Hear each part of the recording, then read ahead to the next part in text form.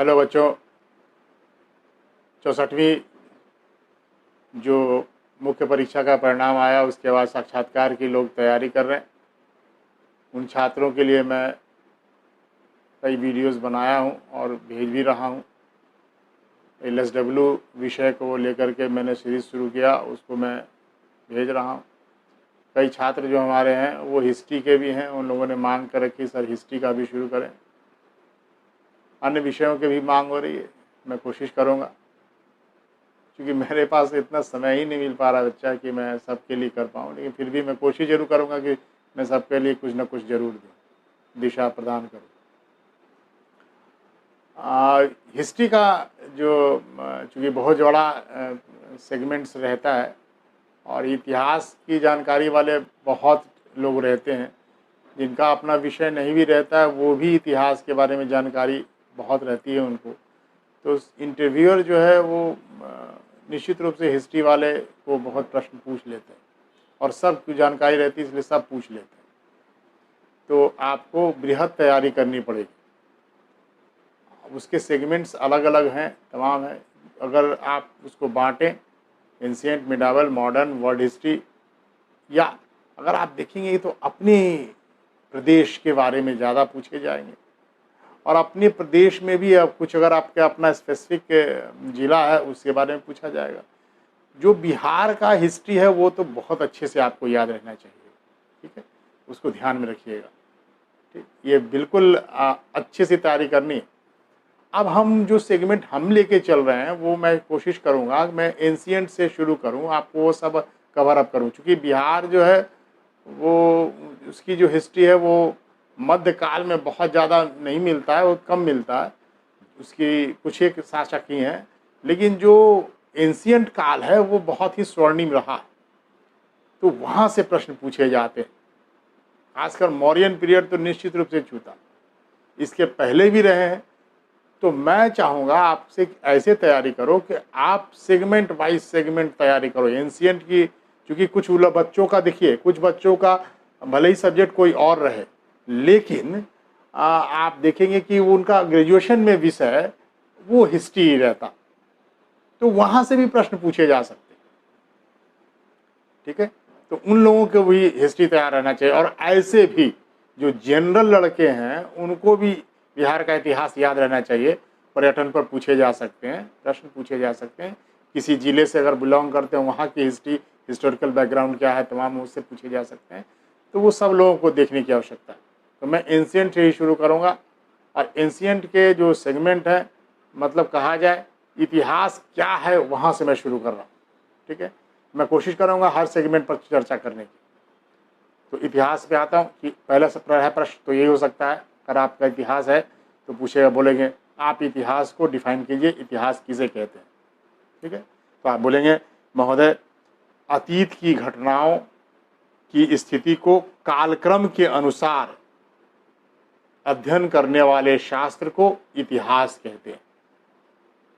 अतीत की घटनाओं को कालक्रम के अनुसार व्यवस्थित ढंग से अध्ययन करने वाले शास्त्र को इतिहास कहते हैं, सरलीकृत परिभाषा, ठीक है। दूसरा प्रश्न, इतिहास की जानकारी के स्रोत क्या हैं? पूछेगा आपसे कि इतिहास की जानकारी के कौन कौन से स्रोत हैं, सोर्सेज ऑफ हिस्ट्री क्या है, कितने तरह के सोर्सेज होते हैं। तो इसमें आप बोलेंगे कि महोदय देखिए, ऐसे तो दो ही तरह के मुख्य सोर्स हैं, लेकिन जो विदेशियों का अकाउंट्स है उसको भी साहित्यिक स्रोत में मान लेते हैं, लेकिन कुछ लोग नहीं मानते हैं। तो आप 3 भी बता सकते हैं। बोलिएगा महोदय इसके 3 साहित्यिक स्रोत हैं। पहला पुरातात्विक आर्कियोलॉजिकल सोर्सेज, दूसरा साहित्यिक, ठीक है, और तीसरा विदेशी यात्रियों का विवरण, ठीक है। जो विदेशी जो यात्री हैं, जो ट्रेवलर्स अकाउंट है, उनसे भी हमको जानकारी प्राप्त होती है। जैसे मेगास्थनीज हो गए, जैसे हर्षवर्धन के पीरियड में देखेंगे आप, ह्वेनसांग आ गए, तमाम के अकाउंट्स हैं, ठीक है। उन अकाउंट से भी हम लोगों की जानकारी प्राप्त होती है। और पुरातात्विक स्रोतों में क्या क्या आता है, अगर चुप रहा, आपको पूरा डिफाइन करने के लिए दिया, तो आप बोलेंगे पुरातात्विक स्रोतों में अभिलेख, जितने भी शिलालेख हैं, इसके बाद भवन, सिक्के, स्मारक, ठीक है, उसके बाद मूर्तियाँ, चित्रकलाएँ, भित्ति चित्र, जितने भी इस तमाम के हैं सभी इसके अंतर्गत शामिल किए जाते हैं पुरातात्विक रूप में, जो एविडेंस प्राप्त हुआ आपको इस रूप में। और साहित्यिक स्रोत में जो आपके धार्मिक साहित्य होते हैं और लौकिक साहित्य होते हैं। जो धार्मेतर साहित्य होता है लौकिक साहित्य कहलाता है। तो धर्म के इतर जो साहित्य लिखे जाते हैं, जो धार्मिक साहित्य हैं, जैसे ऋग्वेद है, सामने जो इतने वेद हैं, जितने उपनिषद हैं, पुराण हैं, ये सब धार्मिक साहित्य हैं, ठीक है। और धार्मेतर साहित्य मतलब जो अलग लिखे, जैसे अर्थशास्त्र है, ठीक है, मुद्राक्षस वगैरह जितने भी लिखे गए हैं किताब, उसमें गुप्त काल में तो तमाम जितने धार्मिक साहित्य के इतर लिखी गई साहित्य हैं सभी इसके अंतर्गत आते हैं, चाहे कालिदास का लिखा गया हो, चाहे फिर शूद्रक के द्वारा लिखा गया हो। जितने भी अकाउंट्स आपको दिखाई पड़ते हैं ये सब लौकिक साहित्य के अंतर्गत में आते हैं, ठीक है। तो अब आपसे पूछेगा, जैसे ही आपने साहित्य बोलेगा कि अच्छा ये बताइए कि पुरातात्विक स्रोत और साहित्यिक स्रोत दोनों में किसे आप ज़्यादा प्रमाणिक मानते? ये प्रश्न उठता। तो आप बोलेंगे महोदय इन दोनों स्रोतों में पुरातात्विक स्रोत ज़्यादा विश्वसनीय माने जाते हैं। पूछे क्यों? बोले क्योंकि सर कि पुरातात्विक जो स्रोत होते हैं उसके जो साक्ष्य मिलते हैं उस पर ही निष्कर्ष निकाले जाते हैं। इसमें कोई जो लिखे जहाँ साहित्यिक स्रोत होते हैं, जो लेखक होता है उस लेखक के अपने विचार भी हो सकते हैं, ठीक है। तो लेखक के जो विचार होते हैं वे बहुत विश्वसनीय नहीं इसलिए होते हैं कि उसमें कहीं कहीं न लेखक हो सकता है कि उनके नीतियों के आलोचक भी हो सकते हैं, ठीक है। इतिहास हमेशा लिखे जाते रहते हैं, अभी भी लिखे जाते रहे। अभी मान लीजिए कि वर्तमान सरकार है, अब हमारे प्रधानमंत्री हैं, प्रधानमंत्री के बहुत सारे ऐसे फॉलोअर्स हैं जो कि उनकी नीतियों के कसीदे पढ़ते हैं, ऐसे भी होंगे, बहुत हैं। और कुछ लोग ऐसे भी हैं जो उसके कटु आलोचक हैं, उनकी नीतियों के जबरदस्त आलोचक हैं, वो भी अपना लिख रहे हैं। अब 1000 वर्ष के बाद वो दोनों अकाउंट्स मिले, हम लोग को मिलेगा तो देखेंगे कोई उसको एकदम ईश्वरीय तुल्य मान गया और कोई उसको एकदम बिल्कुल आलोचक बने दिखाई पड़ता। तो वैसी स्थिति में एक इतिहास लेखक के पास जो इतिहास लिख रहा हो उसके पास इन दोनों अकाउंट्स को दे देगा, वो कंफ्यूज कर जाएगा, ठीक है। और अगर उसी अकाउंट्स के साथ जैसे लिखा कि इतिहास में लिखा जाएगा कि इंफ्रास्ट्रक्चर पर वर्तमान सरकार ने बहुत काम किया, अब वो बिजली उत्पादन तमाम चीज़ों को लिखा, अब उसके अकाउंट्स मिलेंगे और उसके साक्ष्य भी मिलेंगे, तो लगेगा कि नहीं बिल्कुल पुरातात्विक साक्ष्य से मैच करता है, इसलिए ये बिल्कुल सही। तो प्रमाणिक इसीलिए माने जाते हैं क्योंकि लेखकों के भी अपने विचार भी होते हैं। वो शासित, पहले तो शासक लोग लेखक को भी रखता था अपने अकाउंट्स में, तो जो शासक दरबारी लेखक हुआ करता था वो तो कसीदा पढ़ेगा ही, और जो नहीं दरबारी लेखक है वो थोड़ा तटस्थ होकर के लिखेगा। तो इतिहास लेखन में दोनों को ध्यान में रखा जाता है कि जो तटस्थ ने क्या लिखा, आम जनता के विषय में क्या लिखा, जो उसकी दृष्टि से शासक को किस दृष्टि से देख रहा है, आप दोनों को लिख करके देखेंगे तभी आप रहेंगे, ठीक है। मैं थोड़ा समझाने की मुद्रा में बोल रहा हूँ, तो आप संक्षिप्त ही बोलेंगे तो इसका जवाब देंगे कि साहित्यिक स्रोत में लेखक की विचारधारा, निष्ठा और लेखन की परंपरा शामिल होती है। इसलिए ये अलग अलग पृष्ठभूमि के लोग, अलग अलग भी इनकी विचारधारा होती है, वो लिख सकते हैं। इसलिए साहित्यिक स्रोत उतने प्रमाणिक नहीं माने जाते जितनी कि पुरातात्विक स्रोत।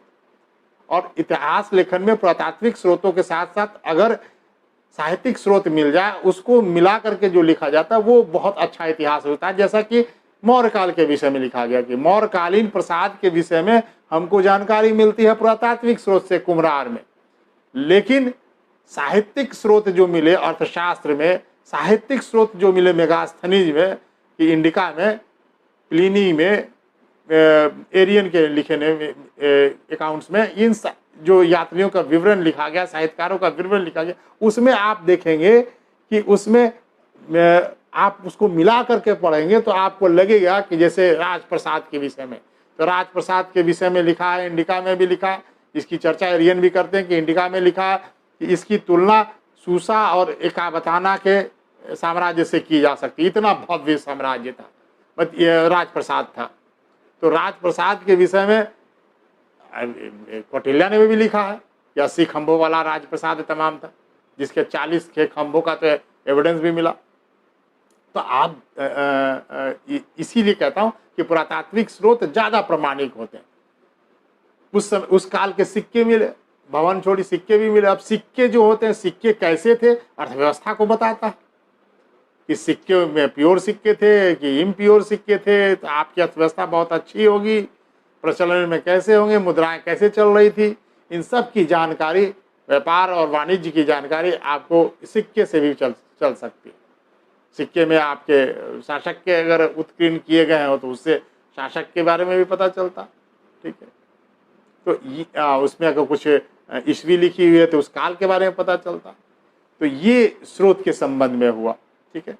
इसके बाद आया कि बिहार के बताइए कि नवपाषाणिक स्थल का नाम बताइए, ठीक है, और उसकी विशेषता बताएं।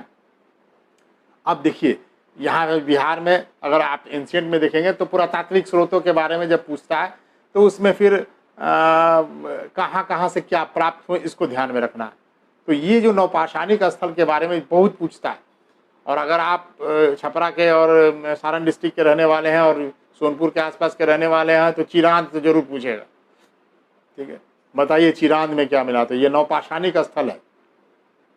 इस चिरांद के में आप देखेंगे वहाँ से गर्तवास के साक्ष्य मिले हैं। जिस प्रकार बुर्जहोम में गड्ढा को कर करके रहने के वास करने के साक्ष्य मिले, इसी प्रकार का गर्तवास का साक्ष्य चिरांद से भी मिला। और हड्डियों के औजार नवपाषाणिक स्थल में इससे ज़्यादा कहीं नहीं मिला।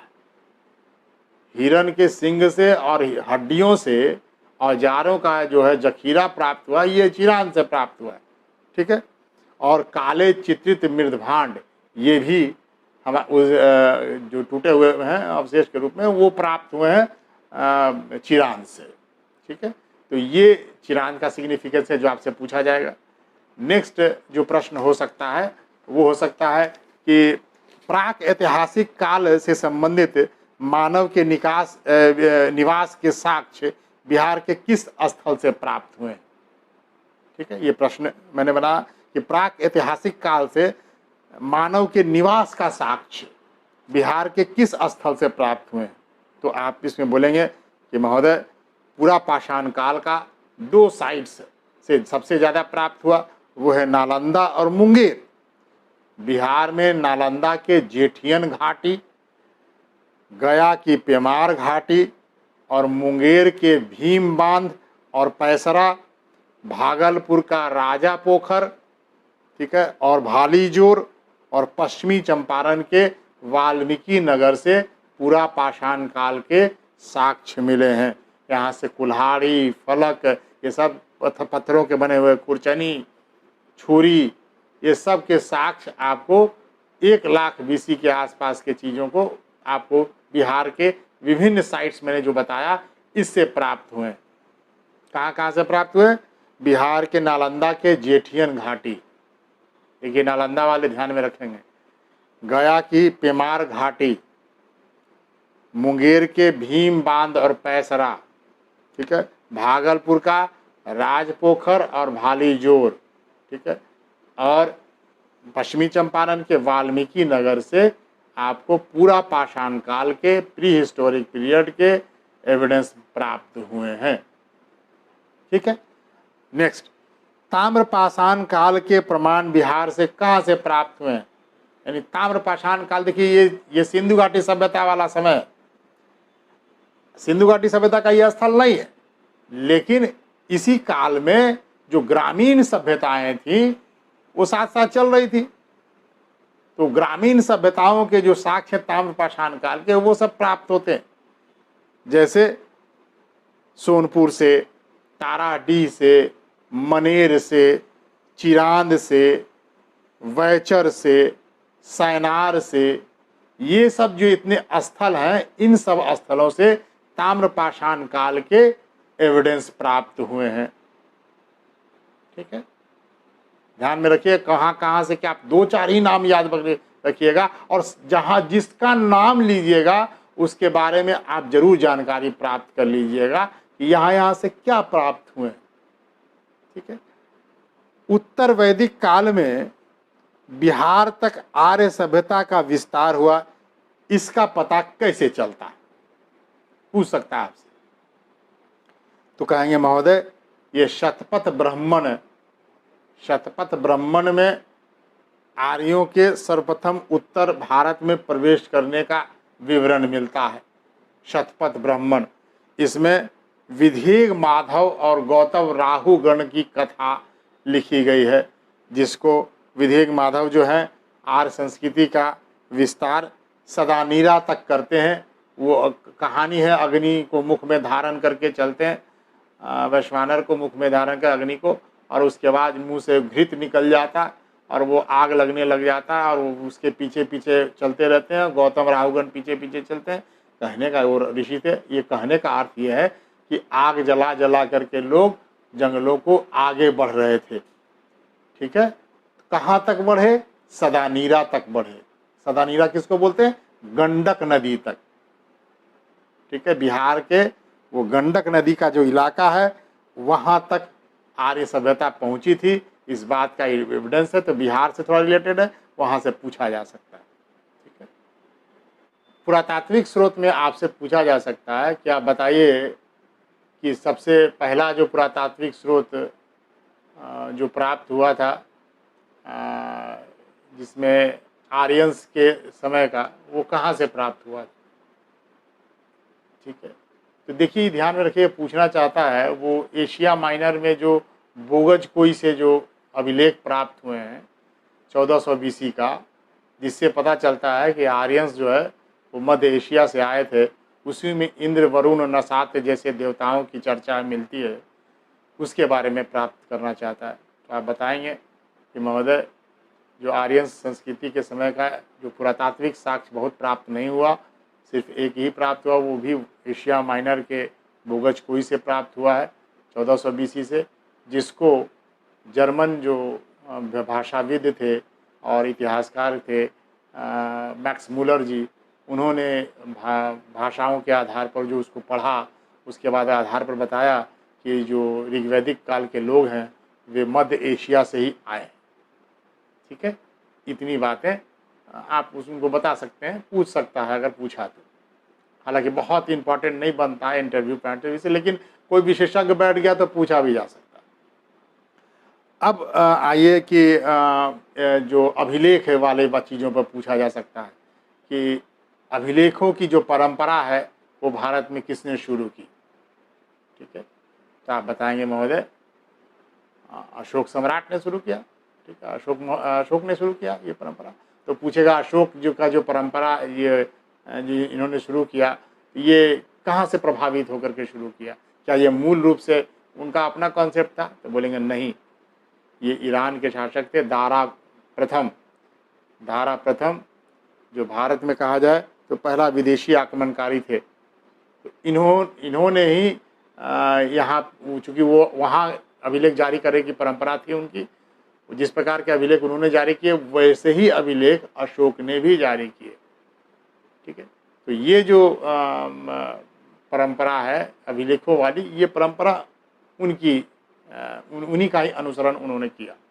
ठीक है, अब आइए पूछा जा सकता है, देखिए अशोकन के बारे में तो बहुत प्रश्न पूछते हैं, और एक बड़ा चर्चित प्रश्न ये है कि भारतीय इतिहास में दो तो हमारे के यहाँ के हैं और एक विश्व में जो माने जाते हैं जो हमारे यहाँ आए, वो 3 महान कहे जाते हैं।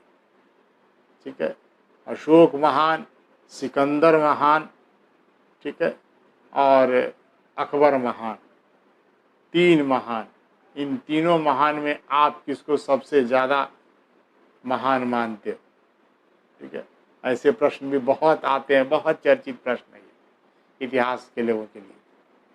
ठीक है, मैं आऊँगा उसके ऊपर। फिर आइए बुद्ध काल, आर्यंस के बाद आता है बुद्ध का। तो बुद्ध का जो काल है, अब इसमें पूछेगा कि आप ये बताइए कि उत्तर वैदिक काल में हिंदू धर्म की जो है स्थापना वैदिक काल में कर ली गई। जो हमारा ये देखिए, ये जो काल है वैदिक काल, इसके बाद उत्तर वैदिक काल आया। उसके बाद बुद्ध काल, तो कहेगा बुद्ध तो खुद क्षत्रिय भी थे, हिंदू धर्म के से ही थे और प्रोमिनेंट माने जाते हैं क्षत्रिय के रूप में। उस समय रूलिंग क्लास था ये। तो इसके बाद अपने राजा भी सही के ये से आते थे, उनके पिता जो थे। तो आप उसके बावजूद भी एक नए सेक्ट के रूप में बौद्ध धर्म और महावीर ने जैन धर्म की स्थापना क्यों की? ठीक है, महावीर ने तो खैर जैन धर्म की परंपरा को आगे बढ़ाया, पहले से ही थे। पाषाण आप कहें उसमें ऋषभ देव से ही थी, परंपरा थी। इस परंपरा में माने जाते हैं कि ऋषभ देव, जो ऋग्वेद में चर्चा मिलती है ऋषभ देव की। तो आप से पूछा जा सकता है कि ये उस काल में फ्लरिस्ट करने की आवश्यकता क्यों पड़ी? ये प्रश्न इंटरव्यू के लिए बनता है। क्यों जरूरत पड़ गई? हिंदू धर्म था ही, और हिंदू धर्म से ही निकल करके बौद्ध धर्म के नई धर्म की स्थापना हो गई। तो ऐसा बुद्ध ने क्यों किया? उसका जवाब होगा कि महोदय, उत्तर वैदिक काल में यज्ञ और अनुष्ठानों की परंपरा बहुत तेजी से विकसित हुई। रिसोर्सेज पर काबिज होने के लिए ब्राह्मण धर्म और क्षत्रिय दोनों, ब्राह्मण और क्षत्रिय दोनों के बीच में एक कहें कि अंडरस्टैंडिंग था उस समय। और उसके बाद में ईगो को क्लैश भी शुरू हो गया। दोनों जो है ब्राह्मण और क्षत्रिय मिल करके रिसोर्सेज पर काबिज हो गए, वैश्यों और शूद्रों जो है वो दोनों के ऊपर। तो आप देखेंगे कि एक राजा का काम था केवल क्षेत्र में विस्तार करना और लूटपाट करना, और ब्राह्मण जो है कई प्रकार के यज्ञ किया करते थे, अश्वमेघ यज्ञ, वाजपेयी यज्ञ, तमाम यज्ञ कर करके उन रिसोर्सेज से अपना हिस्सा भी प्राप्त करते थे। राजा के ऐश्वर्य की वृद्धि के लिए करवाते थे, उनको प्रामाणिकता देने का काम ब्राह्मण किया करते थे। तो ये उसमें यज्ञ बलि की प्रथा बहुत तेजी से चली, यज्ञों में बलि प्रथा बहुत तेजी से चली, और उसमें तमाम जंतुओं जो थे उनको काट के खाया जाने लगा। अब इस वजह से जो एग्रीकल्चर और जनसंख्या बढ़ रही थी, और देखिए तो नगर का भी पतन शुरू हो गया। तो आप देखेंगे नगरीकरण के दौर में अगर जनसंख्या का तेजी से दबाव हो, नगर पर ज़्यादा दबाव पड़ने लगा, आदमी के पास अकाल पड़ गई तो और ज़्यादा दिक्कत होने लगी। तो ऐसी स्थिति में चंद्रगुप्त मौर्य के समय में देखिए आप, अकाल पड़ जाती है, दुर्भिक्ष हो जाता। तो ऐसी स्थिति में ऐसी पोजीशन जब आने लगे तो बुद्ध ने देखा कि एग्रीकल्चर के लिए मवेशियों की कमी होने लगी। कैटल्स का जो है वो बहुत मात्रा में जो है बलि में लोग खा जाया करते थे। तो इस वजह से एग्रीकल्चर पर दबाव पड़ा। तो जब एग्रीकल्चर पर दबाव पड़ने लगा तो बुद्ध को लगा कि इसको रोकेंगे नहीं तो गड़बड़ होगा। इसलिए देखिएगा कि अशोक ने लिखा अपने प्रथम शिलालेख में इहम शब्द की चर्चा की है कि एक हिरण और 2 मयूर राजप्रसाद में मारे जाएंगे। इहम शब्द की चर्चा प्रतिबंधित किया। ऐसा नहीं कि बुद्ध पूरी तरह से अहिंसक हो गए थे और मांस खाना बंद कर दिया, ऐसी बात नहीं थी। अगर ऐसा होता तो बुद्ध की मृत्यु किस चीज से हुई? इन्फेक्टेड सुअर के मांस के खाने से हुई। मलराज के गणराज के राजा ने उनको खिला दिया था और इन्फेक्टेड था, उसके कारण अतिसार उनको हो गया और मृत्यु हो गई।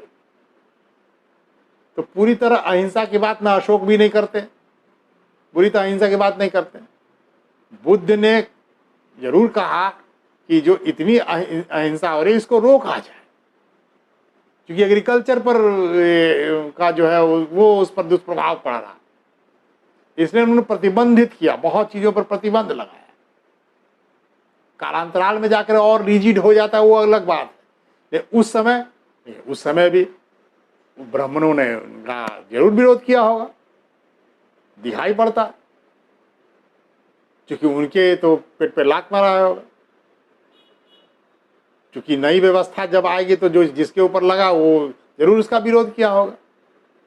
ये दीगर बात है कि आगे चल करके हम ब्राह्मणों ने बड़ी चालाकी से उनको विष्णु का अवतार बता दिया, क्योंकि ज्यादा बुद्ध का विस्तार ना हो। ये सही होता है, ये ज्यादा विस्तार करने लगे तो सिमुलेट कर लो अपने में, विस्तार बनना बंद कर ले। इसलिए बुद्ध का कोई सिमुलेट करके विष्णु का अवतार बता दिया, उसका विस्तार उतना नहीं हुआ। इसलिए भारत में उसका बौद्ध धर्म का उतना विस्तार नहीं होता जितना विदेशों में होता, विदेशों में हुआ। ठीक है, तो इन सब चीजों से आपसे इतना लंबा इसलिए बता रहा हूं कि काउंटर क्वेश्चंस पूछे जाएंगे, कॉन्सेप्ट होना चाहिए। ठीक है, इतिहास के विद्यार्थियों को होता भी है, मैं सिर्फ बता रहा हूं आपको। इतनी बातें इस सेगमेंट से थी। अब मैं थोड़ी थोड़ी लेकर के आऊँगा, ज़्यादा लेकर नहीं आऊँगा। आप धीरे धीरे मैं आपको बताता चलूँगा कि इससे क्या क्या प्रश्न आ सकते हैं। बुद्ध से संबंधित बहुत प्रश्न आ सकते हैं। ठीक है, और जो फिलॉसफी के स्टूडेंट्स हैं उनके लिए भी इम्पॉर्टेंट बनता है। ये जो सेगमेंट अगला मैं बताऊँगा, मैं अगले सेगमेंट में लेकर के आऊँगा, और वो बुद्धिज़्म और जैनिज़्म पर होगा। तो जो फिलॉसफी के स्टूडेंट्स हैं उसके भी बुद्ध से फिलॉसफी और जैन की फिलॉसफी ये एग्जाम में पूछा जाता। मैं इस पर विस्तार से बात करूंगा, क्योंकि यहाँ से प्रश्न बहुत आते हैं। ठीक है, तो अगले सेगमेंट में मैं इसको करूँगा। थोड़ा जरूर निश्चित होगा, जल्दी जल्दी मैं करूँगा इसको, और थोड़े थोड़े ही लेके चलूँगा, क्योंकि लंबा ज़्यादा लेके चलता हूँ तो शायद आप बहुत बोर हो जाते हो। तो चलो इसके मैं अगले सेगमेंट में आप मेरा इंतज़ार करें। तब तक के लिए धन्यवाद, नमस्कार।